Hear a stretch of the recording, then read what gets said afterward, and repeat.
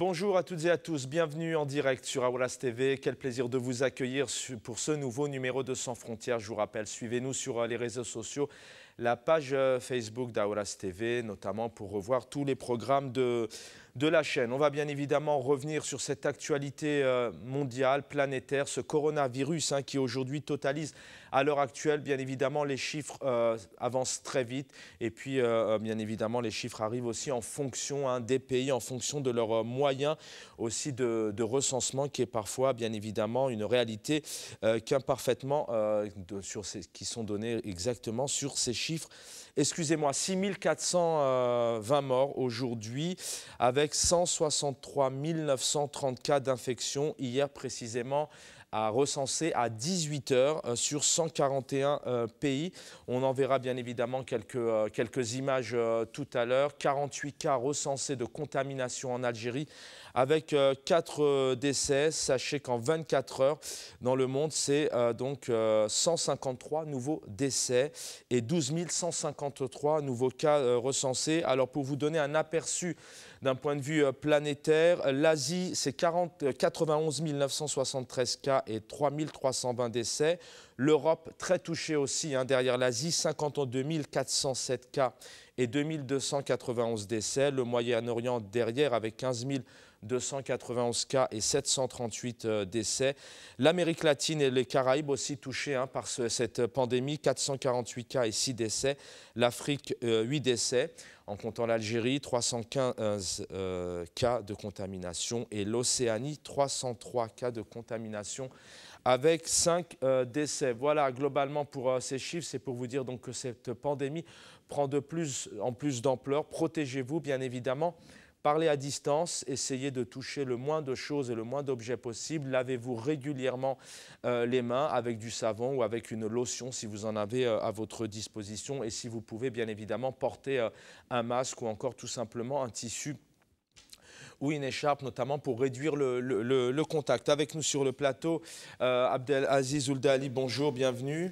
Merci de votre invitation. Salutations aux Algériennes et aux Algériens partout où ils se trouvent dans le monde. Merci infiniment. Vous êtes militant politique, formateur. Dans quelques instants, on va venir nous rejoindre, notamment Gamal Abina, cofondateur de cette association pour la mémoire algérienne. Et il est aussi réalisateur. Il nous apportera son regard. Au téléphone, on devrait avoir Meshoud Leftissi, a priori, ingénieur automaticien ex-détenu, qui devrait donc nous rejoindre. Et puis Larbi Zuamia, qu'on devrait aussi avoir via Skype, analyste politique. Bonjour Larbi. Bonjour. Bienvenue Larbi, analyste politique. Vous êtes en direct donc de New York, exactement, à Syracuse. Bienvenue Larbi. Je vais commencer par vous, Larbi Zuamia. Quelle ambiance il y a aujourd'hui aux États-Unis? Est-ce qu'on ressent réellement une peur, une crainte, ou est-ce qu'on parle plutôt de psychose d'un point de vue général? Je sais que Donald Trump, le président, a pris aussi des dispositions très, très précises pour faire face à cette pandémie. Écoutez, je n'ai pas beaucoup d'informations à part la ville de New York, la zone de New York à peu près, et la zone d'Ottawa et de Toronto. Comme à Syracuse, il n'y a pas de cas actuellement. Je n'ai pas entendu qu'il y a un cas. Je pense qu'il y a un cas suspect, mais c'est le nord-ouest de l'État de New York, pas loin de la frontière canadienne à 200 km. Donc la situation, certainement, c'est une situation, il y a une situation de panique parce qu'elle est visible au niveau des supermarchés. Il y a genre un petit peu les gens se bousculent parfois. Donc il y a certains produits comme le papier hygiénique qu'on ne trouve pas, le javel aussi qu'on ne trouve pas. Donc il y a une situation à peu près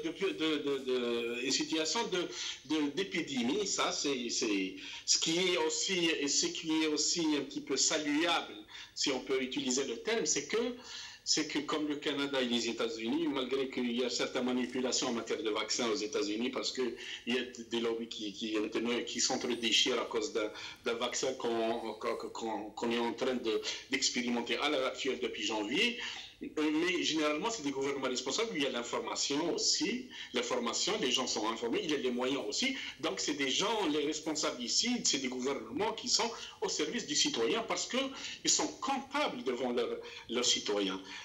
Comparativement au nôtre, vous aviez aussi en France un gouvernement qui est responsable aussi parce que je pense qu'ils ont appelé un confinement total. C'est toujours utile. C'est une belle procédure parce que attaquer coronavirus, c'est l'attaquer par des précautions, par la prévention et ne pas se balader n'importe comment et n'importe où et de prendre ces dispositions en matière de je ne sais pas, laver ses mains et mettre ce qu'on appelle les bavettes ou je ne sais pas quoi. C'est ça.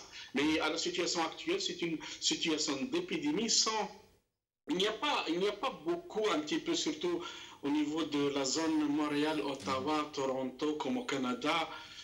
C'est pas aussi visible, il y a une d'alerte à peu près, mais toujours est-il que l'information, elle est continue, les gens sont informés, le processus est clair, que faire, les moyens existent, surtout le Canada, il dispose de moyens financiers, la population, c'est 35 millions dans tout un continent, il y a l'espace par rapport à certaines villes européennes. C'est ça le topo. Je vais bien évidemment revenir vers vous dans quelques instants puisqu'on est là pour parler précisément de l'Algérie et vous allez nous donner votre avis, votre analyse sur deux questions principales que nous allons essayer de nous poser avec nos invités. C'est tout d'abord, qu'en est-il de la révolution, hein? Faut-il continuer à lutter de la même manière? Faut-il aussi appeler le Hirak à continuer cette révolution mais en respectant réellement, puisque la santé avant tout, la santé des familles, des enfants, des personnes âgées, excusez-moi. Et puis la deuxième question, vous l'avez vu dans le titre de l'émission, le système de santé algérien, on le connaît maintenant depuis plusieurs décennies, reste défaillant. Donc on va essayer de voir avec nos invités si demain, effectivement, cette pandémie s'accentuait en Algérie, comment le pouvoir, comment le régime, le président de la République actuelle pourrait faire face à cette pandémie. Voilà, j'ai Gamal Abina qui m'informe de son arrivée et qui va venir nous rejoindre dans quelques instants sur ce plateau. Abdelaziz Ould-Aline, une question simple pour vous. Vous êtes militant politique, vous êtes manifestant maintenant, vous mobilisez depuis plusieurs mois pour cette révolution. Depuis le 17 février 2019. Exactement, pour cette partie, ça va faire maintenant plus d'1 an. Si on prend par exemple l'écrivain et le journaliste Lazari Labter, qui est un inconditionnel du Hirak, il dit clairement « Montrons-nous de nouveau à la hauteur par notre niveau de conscience et notre sens des responsabilités. Suspendons nos marches pour 4 semaines. Les marches, on peut les reprendre un jour. Les vies perdues le sont pour toujours. » Je pense que vous faites aussi appel au sens de la responsabilité, ce qui ne veut pas dire aussi d'arrêter cette lutte. Exactement.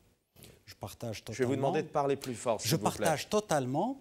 Alors, cette révolution, parce que le sujet principal, c'est le corona. Si on refait la courbe de Gauss, c'est le corona. Mais si on se parle du corona, on va reparler à nouveau du Hirak, notre révolution, que je qualifie toujours en 5.0. Donc,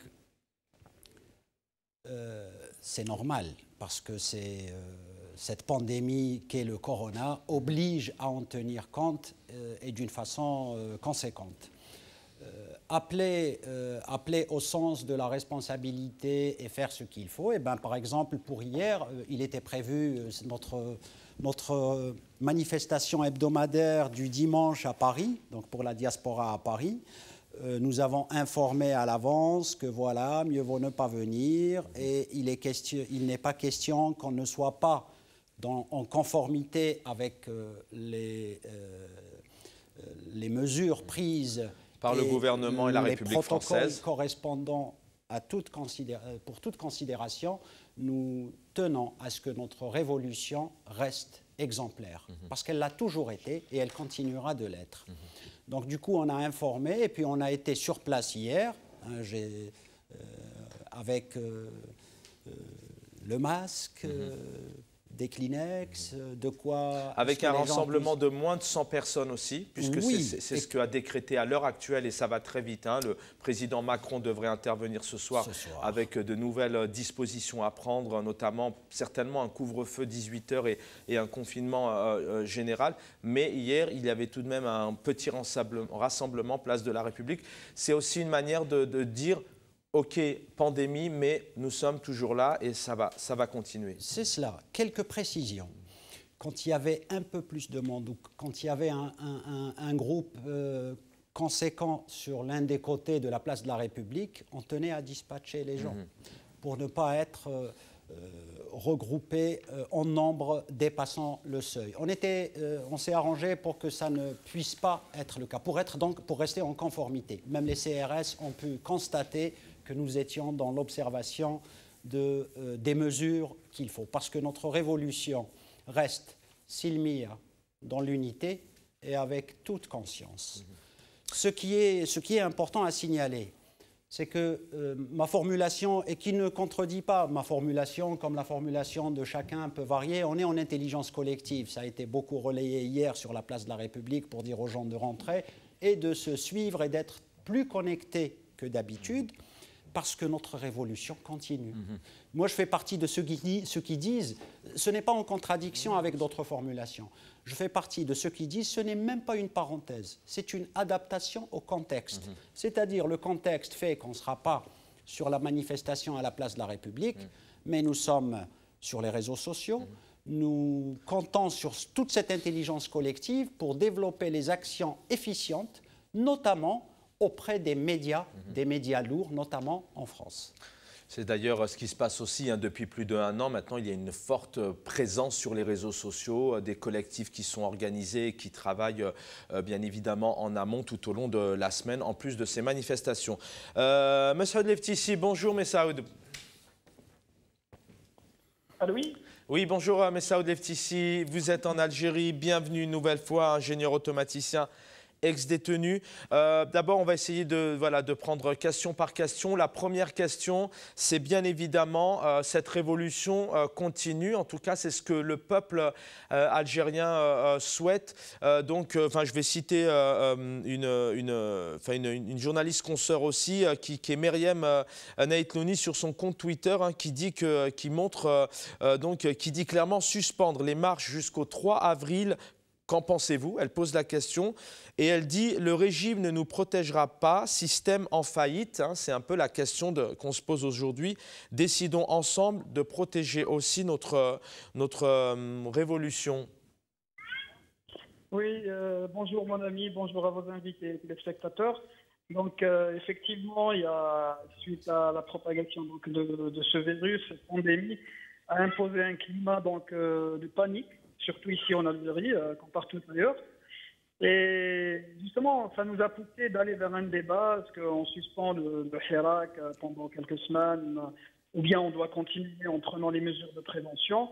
Et je crois que c'est compliqué. Personnellement, je me mets dans une situation là où je dois prendre une décision décisive, parce que d'un côté, le pouvoir en place et la direction ne dispose pas sur les moyens nécessaires pour faire face à une telle pandémie. Et de l'autre côté, je n'y crois plus à une pause pour une révolution, parce que la révolution, en fait, c'est un état d'esprit, c'est un état de désobéissance. Et du coup, rentrer chez nous et après demander aux gens de sortir encore une fois dans la rue après quelques semaines, je crois que sur le plan psychologique, c'est compliqué. En connaissance de cause, c'est difficile pour les gens pour reprendre encore une fois la mobilisation dans la rue. Mais ça reste toujours une proposition parce que nous n'avons pas le choix. On doit prendre les mesures nécessaires pour éviter le pire. Et parmi les mesures, l'interdiction de se rassembler, pas l'interdiction, mais il faut qu'on soit conscient sur cette question. Moi, personnellement, sous la pression familiale, la pression de notre société, parce qu'il s'agissait de moi personnellement en tant que militant, je n'ai jamais eu peur de quoi que ce soit, ni d'une pandémie, ni même quand je suis sorti le premier jour, je m'attendais à ce que je serais même pas arrêté, mais même on attendait qu'il tirait sur nous. Mais là, c'est une question différente parce que c'est la santé publique qui est en jeu, c'est la vie de nos concitoyennes et concitoyens. Et du coup, je suis pour la suspension, mais moi, je sais que ce ne sera pas une suspension, mais peut-être que c'est l'arrêt définitif. Vous pensez donc demain, si les Algériens et les Algériennes mettaient une pause en tout cas à cette révolution, pour vous, ça serait vraiment la fin de la révolution? On voit tout de même un peuple déterminé qui a fait face à des intimidations, qui a fait face et qui fait face à la répression. Je vais citer, vous allez continuer à prendre la parole, mais je vais citer Saïd Salhi, qui est vice-président de la Ligue algérienne des droits de l'homme et qui dit clairement je respecte les avis de ceux qui disent qu'il faut suspendre le Hirak, faire une trêve entre qui et qui, mais qui dénonce aussi la répression, les arrestations et des activistes qui participent à ce non-apaisement aussi. Est-ce que cette répression aussi, toujours présente, elle ne permet pas d'apaiser d'une certaine manière et de faire prendre conscience aussi à ces Algériens et ces Algériennes que nous vivons actuellement dans une période sanitaire très particulière? Oui, je ne doute pas de la détermination de nos concitoyennes et concitoyens donc, pour continuer cette révolution, pour changer le système. Mais moi, je suis un peu pragmatique. Je sais que c'est compliqué. Sur le plan psychologique, je sais que c'est compliqué. Maintenant, comme le peuple algérien l'avait toujours fait, il a relevé tous les défis. Je souhaite vivement qu'on puisse reprendre après une telle trêve. Mais je sais que sur le plan psychologique, en connaissance de cause, c'est compliqué. Mais bon. Sur la question des arrestations, ce samedi, j'étais censé donc organiser une marche anti-gaz de schiste à Alger. Et dès que j'ai quitté mon appartement, j'étais poursuivi par des éléments civils qui m'ont arrêté par la suite. Et j'ai passé 10 heures au sein du commissariat. Et avec justement cet état d'esprit, les policiers voulaient me dire que, comme si la principale cause de m'avoir arrêté, c'était par rapport à cette pandémie. Chose que je n'y crois pas, parce qu'en fait, si l'État voulait vraiment prendre les mesures nécessaires, il y a la mesure numéro 1, c'était le contrôle ferme au niveau des frontières, au niveau des aéroports, au niveau des ports, parce que c'est un virus qu'on avait importé.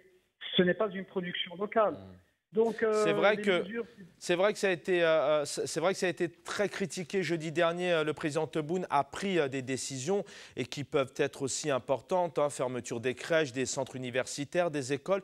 Mais ce qu'on lui a quelque part reproché, c'est qu'en est-il des aéroports, qu'en est-il notamment aussi des rassemblements. Enfin, il a eu du mal un peu aussi à se prononcer sur des espaces peut-être plus concernés que d'autres. Absolument, il s'agit des priorités. Donc la priorité numéro 1 pour moi, c'est le contrôle ferme au niveau des frontières. Maintenant, la deuxième priorité, c'est de pouvoir mobiliser donc les institutions. Même on parle des centres culturels, de certains hôtels, des mosquées, donc les mobiliser pour accueillir nos concitoyennes et concitoyens en cas vraiment de la complication de la situation. Il faut savoir que le ministre de la Santé, il a déclaré tout à l'heure, ce matin, que l'Algérie dispose sur 400 lits environ au niveau national pour accueillir vraiment, je m'excuse, pour accueillir nos patients en cas de propagation de ce virus.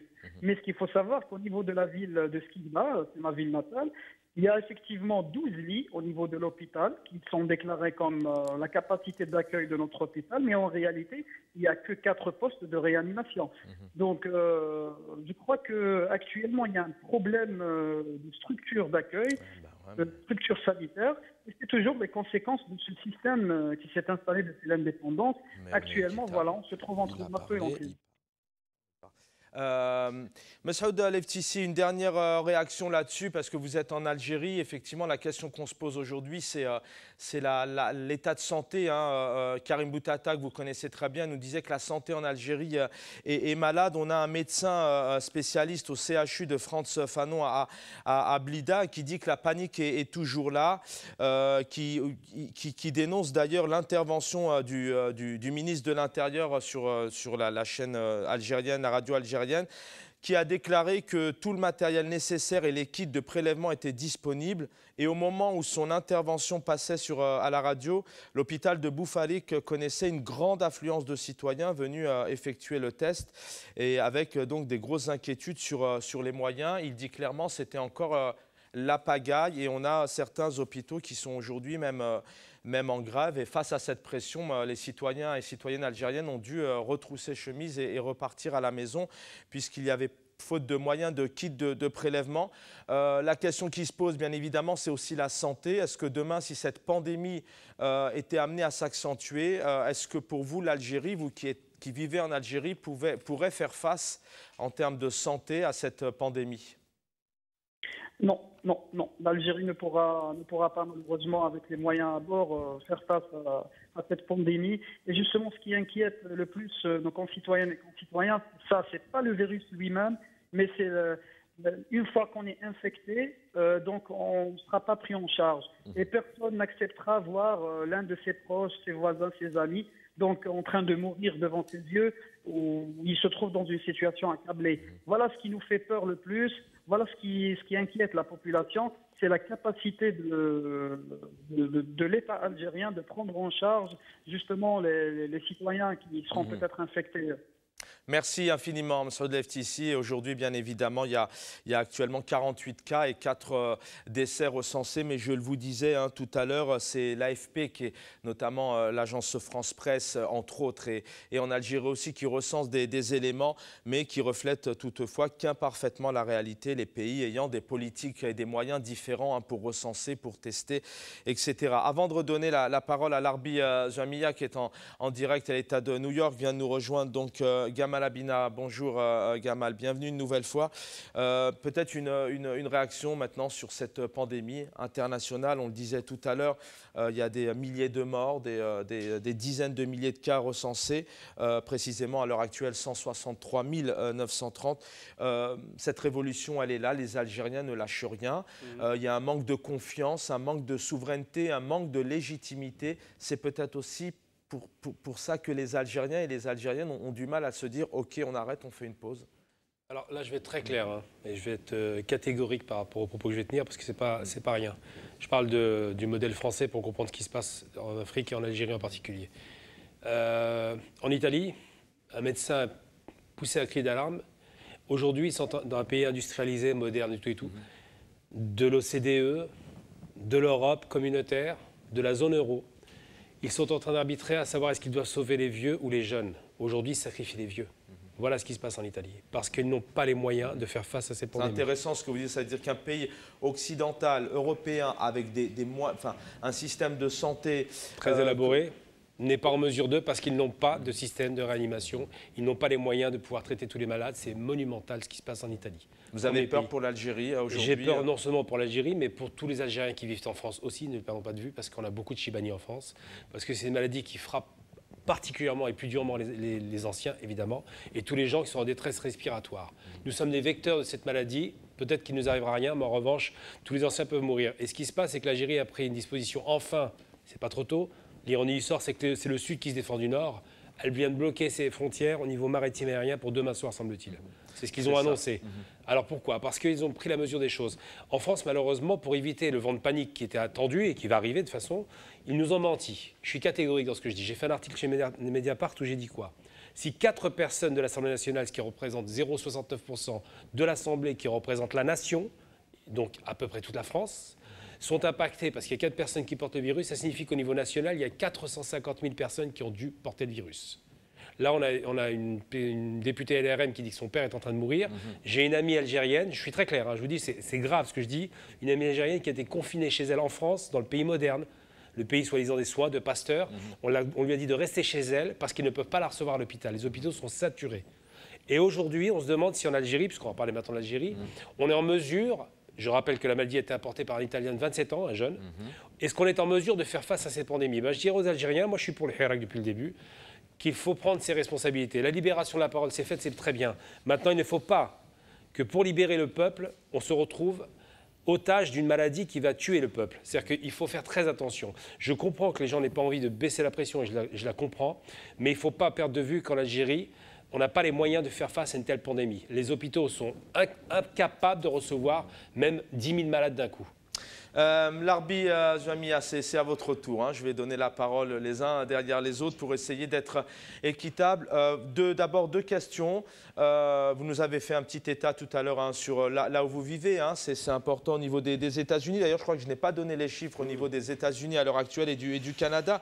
3201 cas et 52 décès. Deux questions pour vous, analyste politique, Larbi Jamia. D'abord, vous y croyez depuis le début, cette révolution, elle est importante. Les Algériens doivent être dans la rue, en plus d'autres moyens de se mobiliser.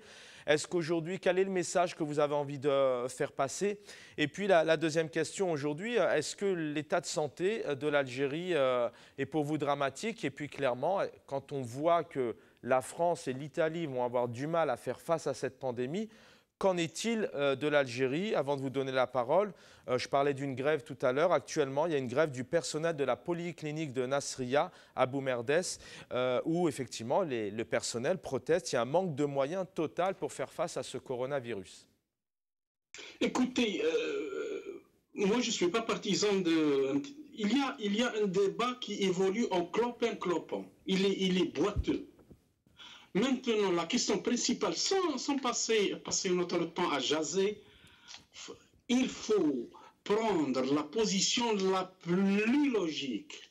Il faut obéir à un entendement. Il ne faut pas faire fi de l'entendement. L'entendement est que nous faisons face à un virus dangereux. C'est ça le plus important. Le plus important, il n'y a pas de question de hirak à débattre maintenant. On va prendre un break. On va prendre un repos. Il faut que les gens rentrent chez eux. C'est le plus important. Nous vivons, l'Algérie est un pays sous-développé. L'index de gestion de crise est terrible. L'index de gestion et de maîtrise des bassins urbains est terrible. C'est justement, nous sommes dans un pays qui n'a pas de moyens de voleurs et de bandits. Et on n'a rien à perdre aussi. Donc, je ne sais pas. La chose la plus importante actuellement, c'est que on doit tous, dans un débat serein, sans se prendre pour la conscience du pays, sans se prendre pour la conscience de la démocratie, je ne sais pas. Il y a une question de vie. Justement, on veut faire face à un pouvoir tout en étant vivant et en bonne santé. C'est le plus important.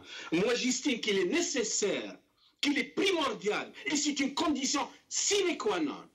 Pour que le hirak reprenne, il faut qu'on prenne un repos. Et ce repos-là se résume en ne pas faire du hirak, ne pas sortir. C'est tout.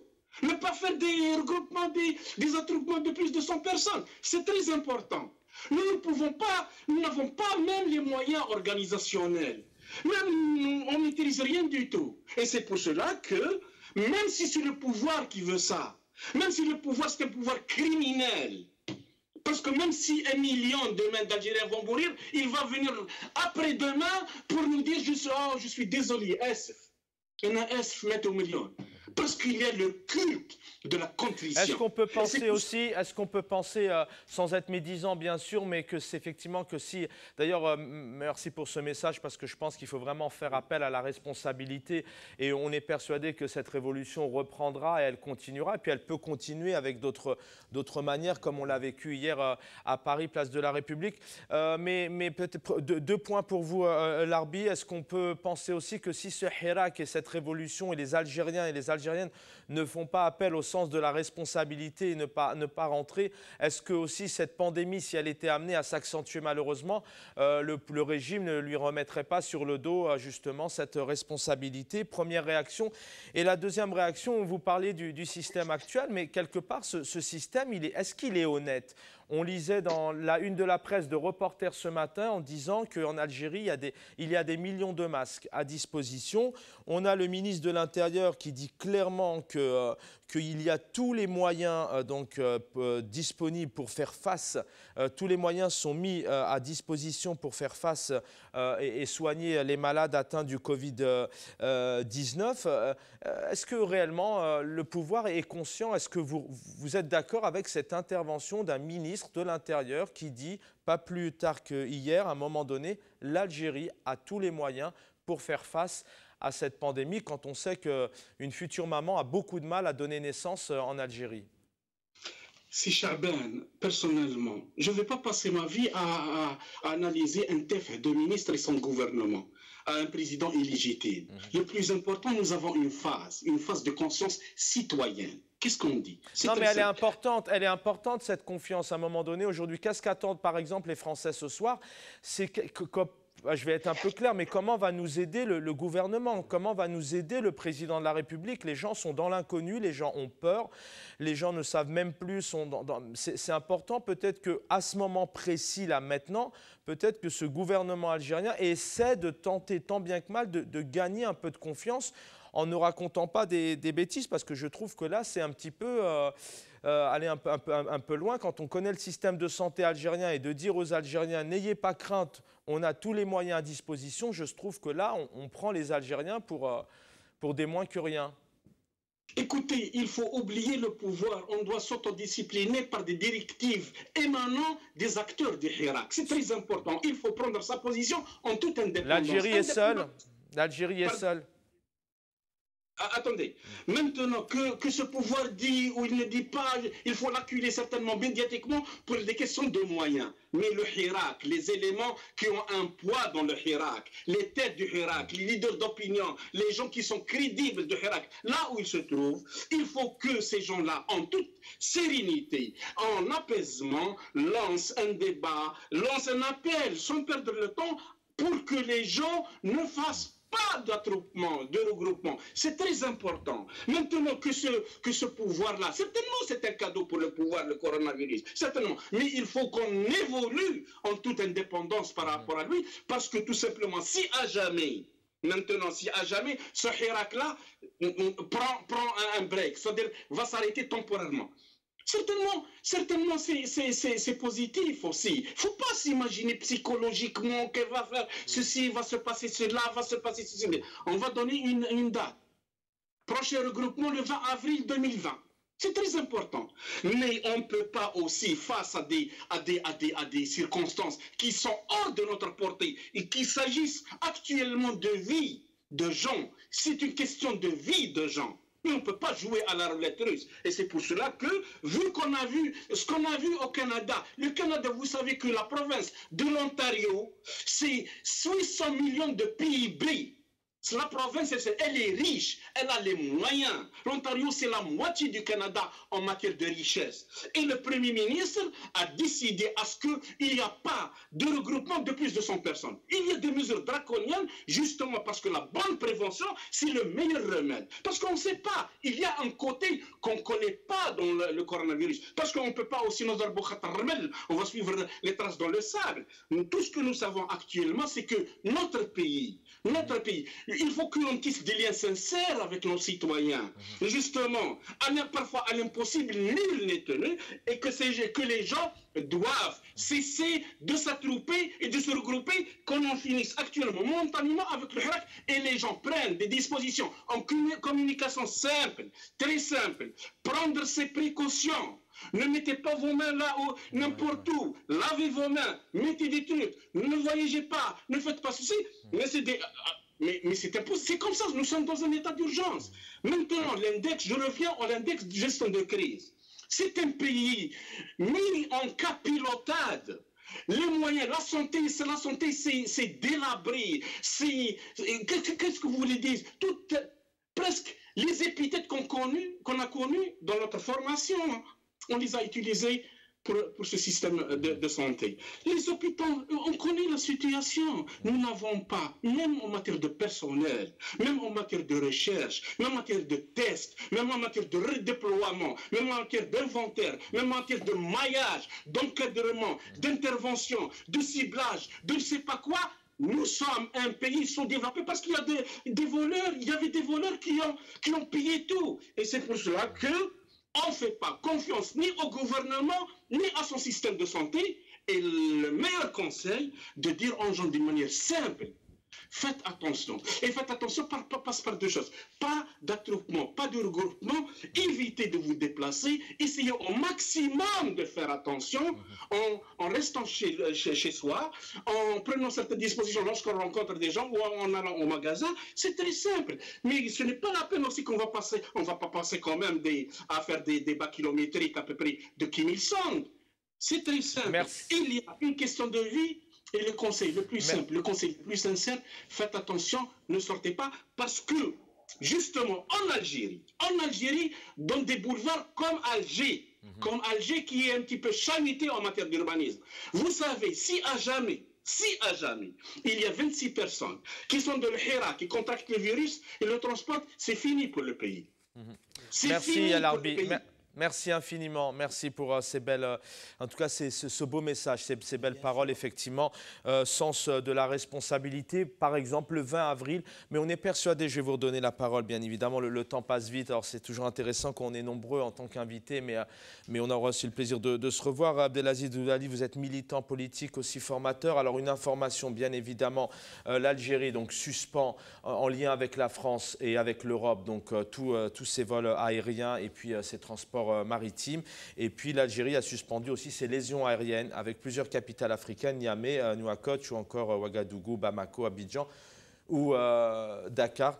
Une réaction, parce que ça avance vite, vous allez garder la parole. Donc ce Hirak, pourquoi pas le 20 avril? Et puis la question que se posent effectivement les Algériens et le monde entier maintenant, c'est la santé. L'Arbi Zouamia parle d'un état de santé défaillant, d'un pays sous-développé. Comment pourrait-on aider les Algériens et les Algériennes demain si cette pandémie était amenée à s'accentuer? On peut avoir peur pour ses frères et sœurs. La parole est au Hirak, donc. Enfin, au Hirak au pluriel. Oui, oui. Tous les quatre intervenants sont des voix pour l'Algérie libre et démocratique. Oui, je voulais dire que nous parlons, je fais ma courbe, sans la demande la plus forte, les éléments les plus importants, c'est le Hirak pour la liberté, la démocratie, pour dire à ce système guerre. Ça mais continuera. Une pause est nécessaire. J'essaie juste d'aller un peu vite Je vais aller vite. Ouais. Donc, l'importance de dire le Hirak. Et là, on parle du Hirak, mais nécessairement, il y a le corona, puisque c'est une pandémie. C'est une pandémie. Mais pour le Hirak, est-ce qu'on a toujours M. Leftissi avec nous? Non, il a été libéré. Parce qu'il était en garde à vue par rapport à sa sortie du 14 mars liée au gaz de schiste. Voilà encore autre chose par rapport à l'Albien. Donc le Hirak est là. Pour moi, et donc par rapport à l'intervention de notre camarade, c'est juste une autre formulation. Pour moi, le Hirak ne s'arrête pas. Et ne s'arrêtera pas. Arrêté. Ce n'est même pas une parenthèse. Je pars de l'idée de cette intelligence collective où on a à adapter par rapport au contexte, y compris dans le cas d'un confinement total. C'est important à signaler. On a beaucoup véhiculé ça, y compris hier, et tout le monde a entendu. C'est-à-dire que même la France a entendu que non, ce n'est pas des Algériens qui vont venir propager davantage le coronavirus sur Paris, mais ils sont venus à Place de la République en nombre réduit, parce que le nombre est réduit. Au lieu de milliers de personnes, il y avait juste 100, 200 au total, mais jamais 100 regroupés dans un même côté, on dispatchait. Et on a surtout relayé cette information importante que le Hirak continue dans son intelligence collective. Quand je dis qu'il y a eu 4 formulations, il y a 4 neurones qui ont dit des choses, il faut savoir que maintenant, les Algériens, partout en Algérie et partout dans la diaspora, sont en train de se dire des choses et adapter. Allah Ibarak, confinement, mais on sera proactif, au sens suivant. Le système, aussi, ça répond à un certain nombre de questions. Donc là, c'est au nom du Hirak, puisque je ne viens pas en qualité de médecin. Quoique, par rapport aux chiffres, je peux donner des lectures, que ce soit pour la France, pour les États-Unis et surtout pour l'Algérie.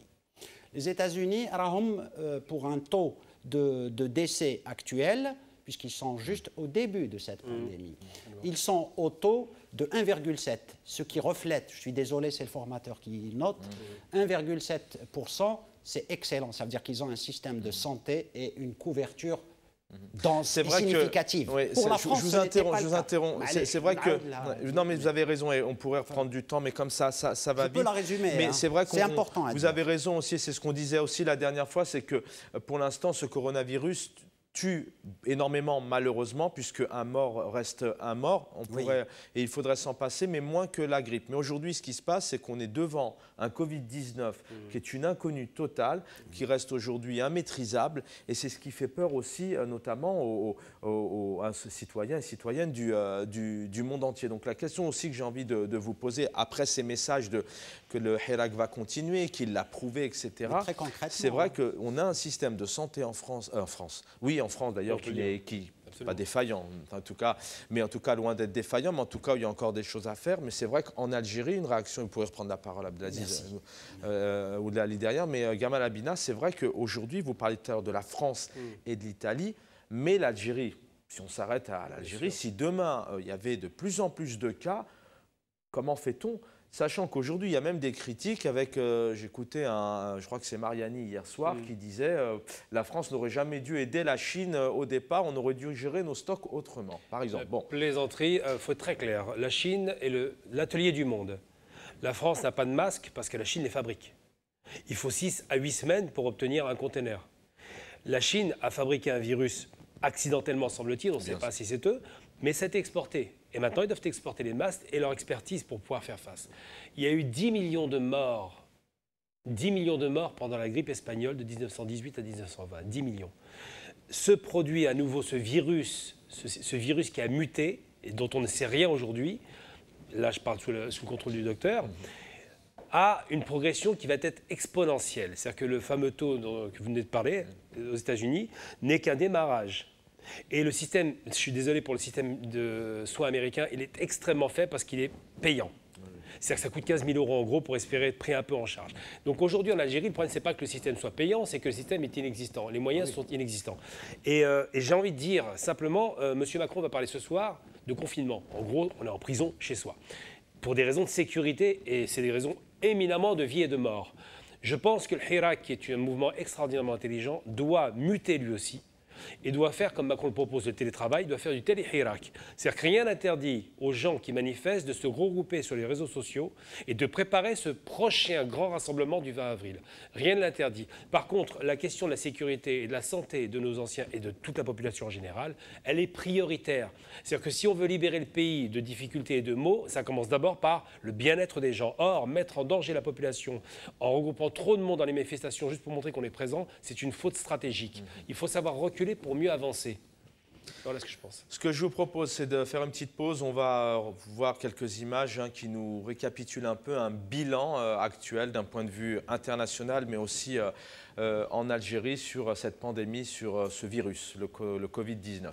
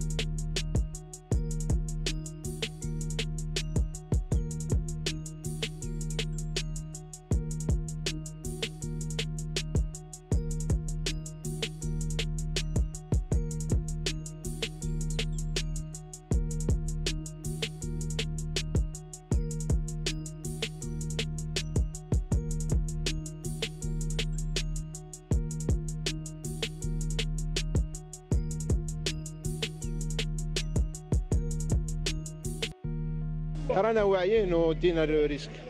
علاش؟ علاه باسكو ماناش باغيين نقعدوا غير في الدار مبلعين على رواحنا. قلت لك الطاليان ثاني المرض هذا كانت متهاونه بالمرض ما كانتش كاسه مع به، كانوا نورمال الشعب يخرج، دوك الطاليان كلش مغلوق باسكو كانوا متهاونين بالمرض. حنا ماذا بينا نوعيو الناس. بيان سور يفو ايفيتي ما تخرجش يعني بوغ انهم يعني ما عندكش مصلحه متخصصه ما تخرجش. خرجنا باسكو فوالا اوني ا لوتيل اون فا با سونفيرمي نون بلو ا لوتيل. انا سامعين بعد كورونا بصح ماناش خايفين حاجه ربي. Voilà, vous avez vu un bilan qui fait froid dans le dos actuellement avec toutes ces dates depuis le mois de décembre.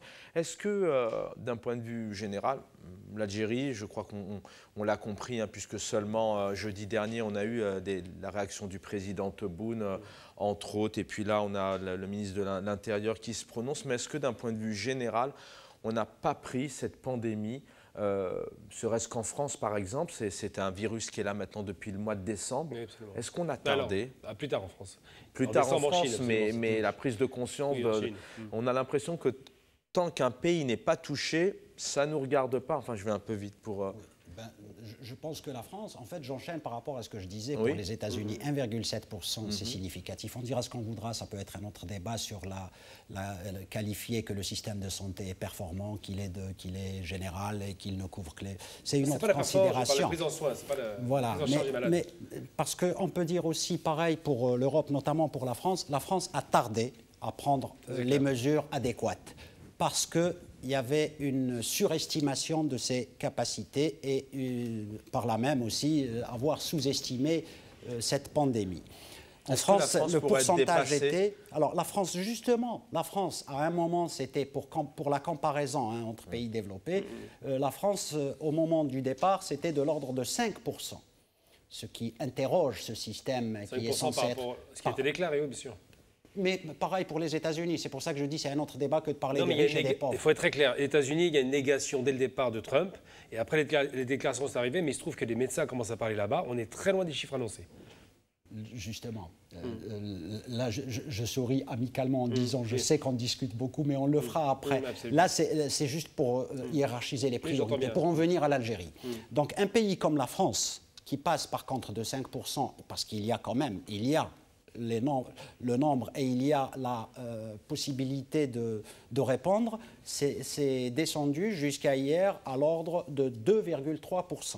Pour la France, oui. C'est le ratio est de 2,3%. Il y a plus de malades déclarés et oui, les décès sont moins. Mais sauf que si on suit le raisonnement, la spéculation est de l'ordre de 5 semaines. Là, je crois que les médecins, il faut qu'ils soient accompagnés par des techniciens qui peuvent les expliquer. Peut-être qu'aujourd'hui, on n'a pas le temps de la détailler.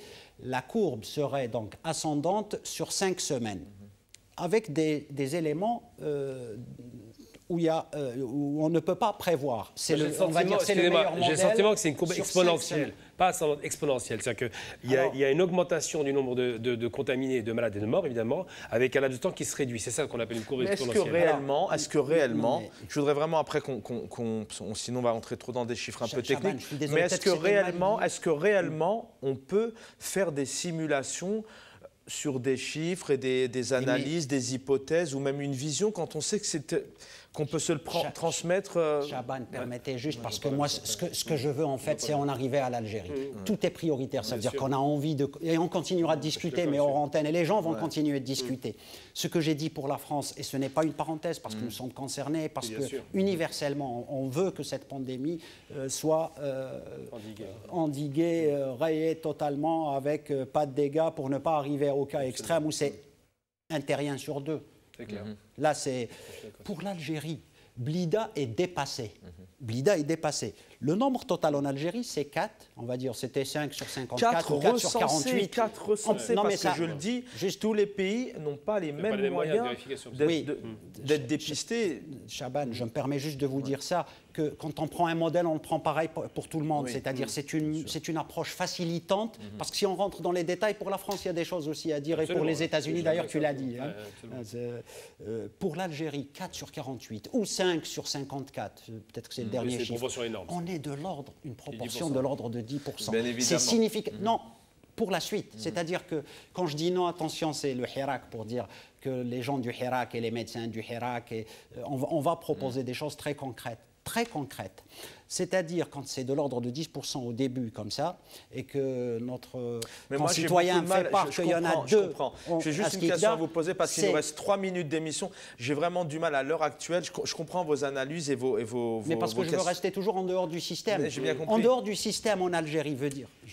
Ce que je veux juste vous dire aujourd'hui, non, mais parce que c'est surtout que le temps passe, en termes de solidarité internationale. Est-ce qu'aujourd'hui, en 2020, on est en train de vivre une période que nos anciens ont vécu, pour certains qui ne sont plus de ce monde. On est dans l'inconnu total d'un virus, d'une pandémie. Est-ce que demain, on pourrait justement avoir un monde et des pays qui resteront entre eux et chacun pourrait essayer de se débattre et de se battre? Et l'Algérie, on ne pas faire peur bien évidemment à tous les Algériens et des Algériennes, mais ils le savent encore beaucoup mieux et largement mieux que nous, qu'aujourd'hui on manque énormément de moyens. Et sur la dernière minute qui nous reste chacun, je voudrais juste citer le ministre de la Santé, de la Population et de la Réforme hospitalière, Abdelrahman Ben Bouzid, qui dit « Nous avons toutes les possibilités de riposte, nous avons pris des mesures et d'autres seront prises au fur et à mesure de l'évolution de la situation. Nous avons des plans à tous les niveaux et nous nous préparons à toute situation. » Est-ce que demain, on pourrait avoir des pays comme ça, totalement égoïstes, livrés à eux-mêmes et J'ai envie de répondre très vite, parce qu'on a vu ce qui s'est passé. Tout le monde est égoïste aujourd'hui. Chacun ferme ses frontières, il ne pose pas de questions aux voisins. Tout le monde travaille pour sa poire, il faut être très clair. Et j'utilise un terme familier à dessein. Et il faut être très clair aussi, à l'arrogance, nécessairement arrivent les décès. Parce que personne n'est en mesure, en dépit du laboratoire chinois qu'on a vu, 100 000 personnes quand même, 70 millions de gens confinés, personne n'est en mesure de dire quand on pourra en finir avec ce virus qui est totalement inconnu. C'est une nouvelle forme, c'est un SRAS, donc c'est un virus qui tue le système respiratoire. Donc personne ne sait ce qu'on peut faire à l'avenir. Et c'est très arrogant que de dire on sait, on peut, on est capable, c'est faux. 30 secondes sur cette solidarité internationale. Pour moi, je centre donc sur l'Algérie. Pour l'Algérie, au pouvoir de fait de permettre aux gens du Hirak, donc par ses médecins, par ses formateurs, partout, sur les 1541 communes, qu'ils soient des gnomons, qui puissent faire de la prévention. Nous participons, et c'est au titre de Hirak. Ça, on demande officiellement à ce qu'on nous permette de le faire. Larbi Zouamia, un dernier mot sur notamment ce pays. Je viens de citer le ministre de la Santé qui évoque tous les moyens nécessaires et tous les moyens de riposte, quand on sait que certains pays ont beaucoup de mal aujourd'hui à trouver des solutions. Pour vous, est-ce que malheureusement l'Algérie pourrait être demain livrée à elle-même, comme tous les pays, qui auraient un manque de solidarité? Ou peut-être pour rejoindre un peu les remarques d'Abdelaziz Oudali à l'instant, est-ce que cette révolution permettra aussi de rester solidaire et que les uns pourront amener aussi de l'aide aux autres et puis de faire appel aussi à leur savoir-faire, quitte à se mettre aussi en danger pour s'entraider? Pour ceci, la réponse est oui. Donc j'adhère totalement à l'idée de votre invité. Je salue l'autre invité aussi. C'est oui, c'est correct, mais il y a un problème de sécurité nationale si à jamais on tombe dans une grande épidémie. Mais j'aimerais bien souligner deux petites choses, c'est très vite. La dame qui est passée dans le truc, dans votre VTR, oui, qui a parlé de Iman, là, cette Mehboula qui parle d'Iman. Nous sommes tous des croyants. On ne croit pas à l'éléphant. Si il y a des gens qui se distinguent avec des phraséologies à peu près, parfois ridicules. L'autre chose, c'est que concernant le système de santé américain, le système de santé américain en matière de crise, quand il y a une crise nationale, il y a une reconversion. Cette reconversion parce qu'il y a des fonds fédéraux qui se dégagent. Et c'est pour cela que les États-Unis restent le pays le plus puissant et c'est reste le pays qui trouvera cette solution. Il y a une perspective positive en matière de coronavirus. Mais pour l'instant, on prend 3 semaines, 4 semaines pour justement faire de la résistance. Et cette résistance, c'est la protection. On parle de chaleur, on parle d'humidité, on parle de lumière de soleil. Il y a le plus grand épidémiologiste du monde, John Nichols, qui parle aussi, qui a dit burn out, donc il va s'éteindre de lui-même. Mais toujours est-il, comme a dit votre invité, il y a des pourcentages à peu près par rapport aux infectés. Le pourcentage est mieux par rapport à ce qu'on a vu en SRAS et en MERS. Donc c'est pour cela qu'on répète encore vigilance, protection, conscience citoyenne, mettez sur le visage des bavettes ou des foulards ou tout ce que vous voulez, restez chez vous, faites votre prédiction. La question actuellement, c'est une question de vie et on ne fait pas confiance à ce gouvernement, à ce ministre et cette clique-là d'arrivistes et illégitimes. Voilà. Merci infiniment. Merci Larbi Jamia pour votre fidélité. Il est assez tôt d'ailleurs chez vous. Vous êtes dans l'État de New York, à Syracuse, analyste politique. Merci à tous les deux, formateurs, militants politiques, entre autres Abdelaziz Ouldali et puis Gamal Abina. Merci d'avoir été avec nous. Vous avez donc fondé cette association pour la mémoire algérienne et vous êtes aussi dans le même secteur d'activité d'ailleurs que le nôtre. Et Massoud Leftissi, ingénieur et ex-détenu. Les garçons, merci en régie d'avoir été à mes côtés. À l'heure actuelle, donc, on parle de 6 420 morts, 163 930. Ce sont des chiffres, bien évidemment, qui avancent très vite selon, bien évidemment, les politiques de test et les critères de comptabilisation en fonction des moyens du pays. On vient d'évoquer longuement, bien évidemment, la situation des moyens de santé et des moyens mis à disposition, notamment en Algérie. Et en France notamment, c'est 127 morts actuellement et 5423, 5500 confirmés contaminés à ce virus. Prenez soin de vous, lavez-vous les mains régulièrement, le masque bien évidemment, parlez à une certaine distance de vos proches. Voilà, essayez vraiment de garder et de faire appel à tous ces petits gestes du quotidien qui vont vous aider à faire face à ce virus. Je vous donne rendez-vous demain à 16 h pour un nouveau numéro de Sans Frontières. Et concernant le Hirak, vous l'avez vu, peut-être, pourquoi pas, le 20 avril, comme le disait notre invité. Bonne fin de journée à tous sur Aouras.